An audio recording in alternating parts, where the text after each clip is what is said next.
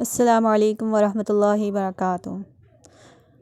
حدیث پاک میں آتا ہے، رسول اکرم صلی اللہ علیہ وآلہ وسلم ارشاد فرماتے ہیں کہ قیامت کے دن آدم کے بیٹے کے دونوں قدم اس کے رب کے یہاں سے اس وقت تک حرکت نہیں کر سکیں گے جب تک اس سے 5 چیزوں کے متعلق سوال نہ کر لیا جائے۔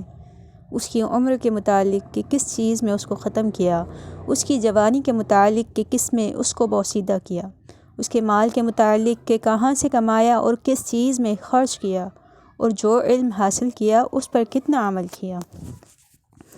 تو آپ تیار ہیں؟ آپ کے پاس جواب ہیں کہ آپ نے زندگی کہاں گنوائی؟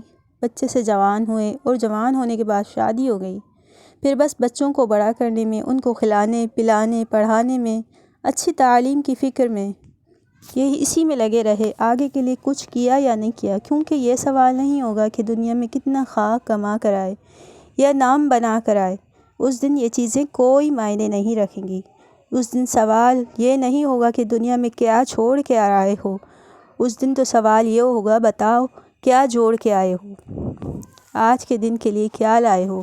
اور بہت خوش نصیب ہیں وہ شخص، وہ لوگ جن کے پاس ان سوالوں کے جواب ہوں گے کہ یا رب میری عمر کٹی تو تیرے در کے چکر کاٹتے کاٹتے، یہ جوانی کسی غیر محرم کے گھر کے چکر کاٹتے نہیں بلکہ تیرے در کے چکر کاٹتے کاٹتے گزری۔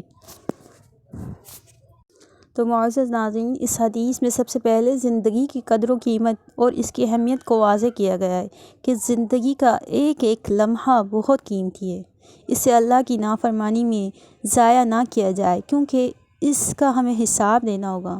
اور دوسرے نمبر پر زندگی میں جوانی کا جو عالم ہے، جوانی کا زمانہ ہے، یہ سب سے اہم ہوتا ہے۔ اس میں اگر انسان نفس اور شیطان کا مقابلہ کرے تو بہت زیادہ نیکیاں کما سکتا ہے۔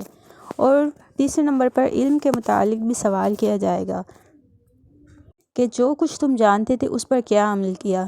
اس سے بھی علم کی اہمیت اور اپنے علم پر عمل کی اہمیت واضح ہوتی ہے۔ اور چوتھے نمبر پہ مال کے بارے میں سوال کیا جائے گا کہ انسان صرف حلال اور جائز طریقے سے ہی دولت کمائے۔ انسان کو یہ ہونا چاہیے اور جائز جگہوں پر ہی اسے صرف کرنا چاہیے، کیونکہ اگر مال ناجائز طریقے سے کماتا ہے اور اسے ناجائز جگہوں پر صرف کرتا ہے تو وہ اللہ کے پاس مجرم ہوگا اور اس کا اللہ کے یہاں سوال ہوگا۔